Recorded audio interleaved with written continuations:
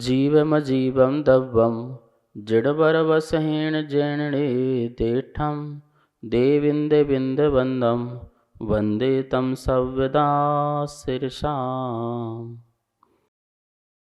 द्रव संग्रह परम मांगलिक ग्रंथ है। आचार्य नेमिचंद भगवान द्वारा यह लिखा गया है। 58 इसमें गाथाएं हैं। प्राकृत इसकी भाषा है। 6 द्रव्य, 7 तत्व, 9 पदार्थ, 5 अस्तिकाय, मोक्ष मार्ग और ध्यान का वर्णन इसमें है। हम ध्यान के वर्णन में देख रहे थे कि 5 परमेष्टियों का अवलंबन लेते हैं तो वह हमारा व्यवहार ध्यान कहलाता है। पर हम अवलंबन कब लेंगे? जब 5 परमेष्टि का स्वरूप हमको पता रहेगा। हमने 4 परमेष्टि के स्वरूप को पढ़ा था।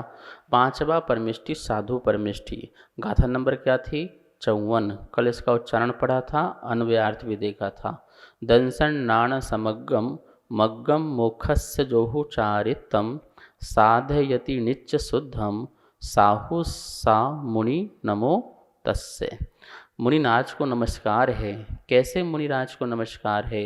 जो सदा ही दर्शन, ज्ञान और चारित्र से परिपूर्ण रहते हैं, जो दर्शन में भी दोष नहीं लगने देते हैं, ज्ञान में भी, चारित्र में भी नहीं। ऐसे सम्यक दर्शन, सम्यक ज्ञान और सम्यक चारित्र। श्रद्धान, श्रद्धान का मतलब है तत्व के प्रति उनका श्रद्धान होना। मैं कौन हूँ, मैं क्या हूँ और मेरा स्वरूप क्या है, पर क्या है, पर का स्वरूप क्या है, इस प्रकार का जिन्होंने निर्णय कर लिया है तत्व के माध्यम से, ज्ञान के माध्यम से, ऐसा श्रद्धान। ज्ञान, जिनमें सम्यक ज्ञान है, यथार्थ ज्ञान है, जो भगवान का द्वारा कहा गया उपदेश है, उस उपदेश को जो पढ़ते हैं, अध्ययन करते हैं, ऐसे ज्ञान में रक्त रहते हैं, लीन रहते हैं, ज्ञान से परिपूर्ण। तो दर्शन ज्ञान समग्गम, दर्शन और ज्ञान से परिपूर्ण है। कितनी सुंदर बात कही कि साधु कौन है? पहले श्रद्धा से और भगवान के ज्ञान से परिपूर्ण है, अपने ही सम्यक ज्ञान से परिपूर्ण है। मतलब उसका श्रद्धान और उसका जानना कैसा है? सम्यक है, इससे परिपूर्ण है। और जो मोक्ष मार्ग के कारणभूत जो चारित्र है, मोक्ष मार्ग में कारण आवश्यक है, चारित्र, चारित्र आवश्यक है, तो उस चारित्र का जो अच्छी तरह से पालन करते हैं, तो इस प्रकार से तीनों से जो परिपूर्ण होकर के निश्चय से साधयति, साधते हैं इनको। व्यवहार से तो साधते हैं पर निश्चय से साधते हैं। निश्चय साधने का मतलब क्या है? तीनों की एकता, तीनों की एकता अपने आत्मा में प्रकट करते हैं। ऐसे साधु परमेष्टि को यहाँ पर क्या किया? नमस्कार किया। धन्य हैं दिगंबर मुनिराज, जिनकी चर्या, जिनका जीवन मात्र आत्म कल्याण के लिए हुआ करती है और कुछ भी और दूसरा भाव नहीं होती है। आचार परमेष्टि तो 100 पर कल्याणक होते हैं, अपना कल्याण और पर का कल्याण। इसी प्रकार से उपाध्याय परमेष्टि भी 100 पर कल्याणक होते हैं, अपना कल्याण और पर का कल्याण। लेकिन साधु परमेष्टि जिनके पास न कोई पद है, मात्र साधु का पद है, ऐसे साधु परमेष्टि के लिए 100 कल्याण है। क्या है? 100 कल्याण है। जैसे पिता के 2 बेटे हों तो पिता की जिम्मेदारी है बेटों का संरक्षण करना। बेटे तो अभी क्या है? पिता के राज्य में हैं, इसलिए बेटों को अभी कुछ करना नहीं है, छोटे छोटे बेटे हैं। ऐसे साधु भी अभी छोटे छोटे मुनिराज हैं, साधु हैं, आचार्य के साथ, उपाध्याय के साथ रहते हैं और अपना अध्ययन करते हैं। आचार्य समंत भट्ट स्वामी ने भी बहुत सुंदर एक परिभाषा दी है साधु की। विषयाशावशातीतो निरारंभो परिग्रहा ज्ञान ध्यान तपोरक्ता तपस्वी सा प्रशस्यते। विषयासावसाती, तो विषय और विषयों की जो आशा है उससे जो अतीत हो गए हैं, उससे रहित हो गए हैं। 5 इंद्रिय की विषयों की जिनको आशा नहीं है, स्पर्शन, रसना, घ्राण, चक्षु, स्रोत, ये 5 इंद्रिय के जितने भी विषय हैं उनकी कोई आशा नहीं है और आरंभ परिग्रह से रहित हो गए हैं। कोई आरंभ नहीं करते हैं जिसमें हिंसा आदि हो, कोई आरंभ नहीं, कोई परिग्रह नहीं, कोई आडंबर उनके पास नहीं होता, अपने पास कोई आडंबर नहीं। कोई उनके पास जैक नहीं होता है, कोई उनके पास चेक नहीं होता है, उनके पास कोई नोट नहीं होता है, उनका कोई वोट नहीं होता है, ऐसे, और उनके पास कोई खोट नहीं होता है। हमारे मुनि कैसे होते हैं? जिनके पास नोट नहीं है, जिनका कोई वोट नहीं है, जिनके अंदर कोई खोट नहीं है, ऐसे हमारे दिगंबर साधु संत होते हैं। जिनके पास अस्त्र नहीं है, शस्त्र नहीं है, वस्त्र नहीं है, गृहस्थपना नहीं है, ऐसे दिगंबर साधु होते। ज्ञान ध्यान तपो रखता, ज्ञान ऐसे, ज्ञान और ज्ञान का फल ध्यान। नानेण झाण सिद्धि, ज्ञान से ध्यान की सिद्धि होती है। झाणेण मोक्ष सिद्धि, और ध्यान से मोक्ष की सिद्धि होती है। इसलिए ज्ञान और ध्यान, ज्ञान और ध्यान। कितनों को तीर्थंकर बनना है और कितने को भगवान बनना है? कितनों को तीर्थंकर बनना है, कितने को भगवान बनना है?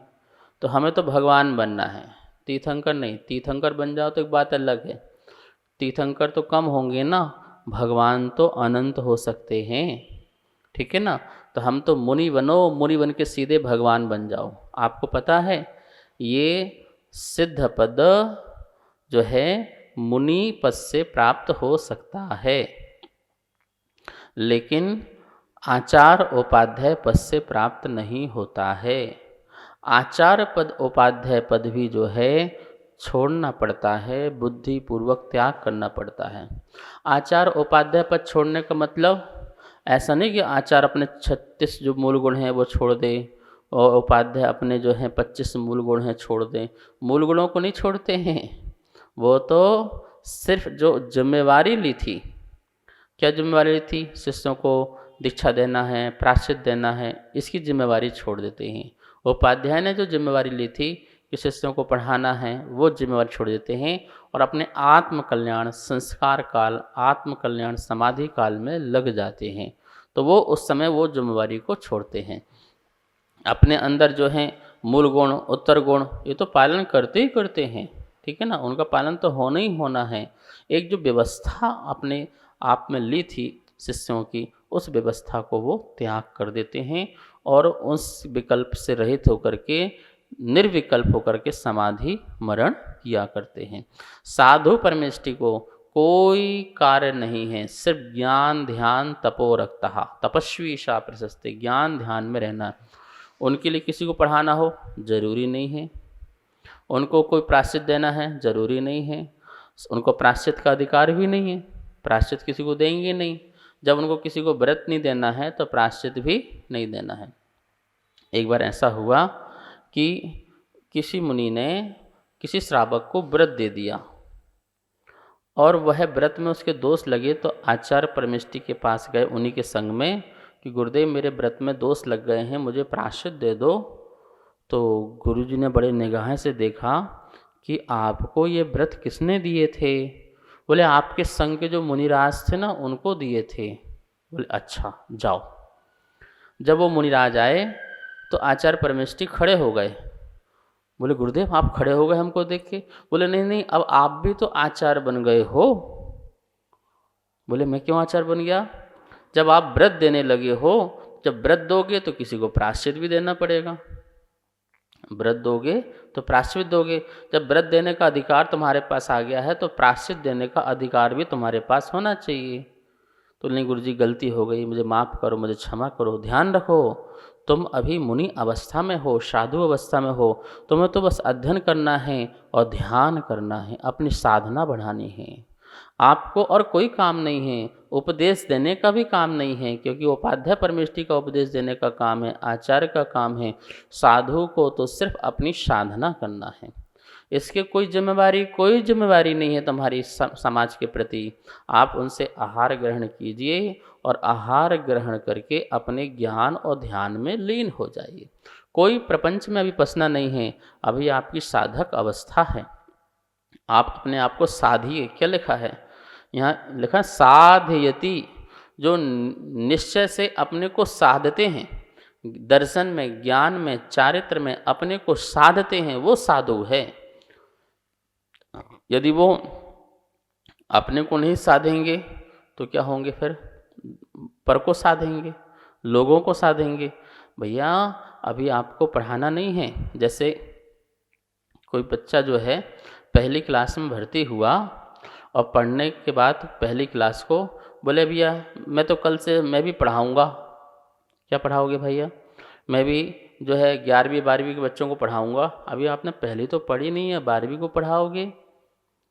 डिग्री मिली तुमको, डिग्री प्राप्त नहीं, टीचर बन गए नहीं बने, फिर कैसे पढ़ाओगे? ऐसे ही जब टीचर बन जाओ, उपाध्याय बनो तो पढ़ाओ। जब तुम्हारे पर डिग्री आ जाए तब तुम औरों को भी भर्ती करो, प्राश्चित दो, दीक्षा दो, आचार्य बनो। लेकिन जब तक आप पढ़ रहे हो, अभी प्रारंभ काल है, आपका अध्ययन का काल है। ज्ञान ध्यान तपो रखता, ज्ञान और ध्यान में ही रहना है। ये साधु की व्यवस्था होती है। तो वो अपने आप को साधते हैं, अभी दुनिया को नहीं साधते हैं, भक्तों को नहीं साधते हैं, भक्तों के पीछे नहीं लगते हैं। लेकिन वर्तमान में क्या है, जो मुनिराज हैं वो भी भक्तों को साधने में लगे हैं। जो श्रावक मुनि से बहुत छोटा है, वो एलक छुल्लक आरिका, वो भी इसी प्रपंच में ही हैं। भैया इस प्रपंच में भी आपको नहीं लगना, अभी आप साधक हो। अभी तो चतुर्वेद संघ के साथ रहो, आचार्यों के साथ रहो और रह करके अपने को साधो, अपनी साधना करो, अपने ज्ञान ध्यान में रहो। आपका कोई अधिकार ही नहीं है उपदेश का, प्रवचन करने का, किसी को मोक्ष मार्ग में लगाने का। अभी आपका कुछ नहीं है, अभी तो आप स्वयं अपने को मोक्ष मार्ग में लगा लो, सबसे बड़ी बात है। देखो ये व्यवस्था बिगड़ गई है। हमारे यहाँ इतनी सुंदर व्यवस्था थी कि आचार्य की व्यवस्था में किसी और का हस्तक्षेप नहीं होगा, उपाध्याय की व्यवस्था में किसी और का हस्तक्षेप नहीं होगा, और मुनि की व्यवस्था ही नहीं, मुनि की सिर्फ अपनी साधना की व्यवस्था है। फिर तो इसके नीचे रहने वाले श्रावक गण, कौन से श्रावक? श्रावक श्रोमणी। जो श्रावक श्रोमणी हैं, अर्का, छुल्लक, छुल्लिका, एलक, ये वस्त्रधारी जो हैं वो श्रावक श्रोमणी हैं, व्रतों के श्रोमणी हैं। वो जो हैं उनको तो साथ में रह करके अपना स्वाध्याय पठन पाठन उपाध्याय से आचार्य से करो और अपनी साधना, कोई काम तुम्हारा नहीं है। लेकिन छोटे छोटे से छुल्लक भी एलक भी जो भी हैं पद वाले, वो भी आजकल ऐसी उड़ान में हैं। मैं कोई बुराई नहीं कर रहा हूँ, मैं समझा रहा हूँ, बता रहा हूँ, समाज भी सचेत रहे कि भैया अभी आपका ये काम नहीं है। अभी आप तो अपने गुरु जी पास रहो, पढ़ो लिखो, मुनि बनो, जब आचार्य बनो, उपाध्याय बनो, तब काम करना। आप अपने घर क्यों छोड़ा? आपने किसके लिए घर छोड़ा था? आपने घर अपने आत्म कल्याण के लिए छोड़ा था। तो अभी अपने आत्म कल्याण की ओर बढ़ो। यहाँ ऐसे मुनि को नमस्कार कर रहे हैं, नमो तस्से, नमो तस्से। मैं उनको नमस्कार करता हूँ जो नित्य ही नित्य शुद्धम, नित्य शुद्धम, जो नित्य ही शुद्ध। शुद्ध का मतलब क्या है? शुद्ध का मतलब क्या है? राग आदि रहित जो परिणाम हैं वो नित्य शुद्ध है। मेरे अप्रत्याख्यान प्रत्याख्यान जो है जो अनंतमंदी है वो परिणाम नहीं है। मैं तो जो व्रतों के प्रति जो परिणाम रखता हूँ, ऐसे बाह्य राग आदि परिणामों से रहित नित्य शुद्धम, जो नित्य शुद्ध हैं, ऐसे साधु परमेष्टि जो अपने दर्शन ज्ञान चारित्र से परिपूर्ण हैं और अपने को साधते हैं, उनको मैं नमस्कार करता हूँ।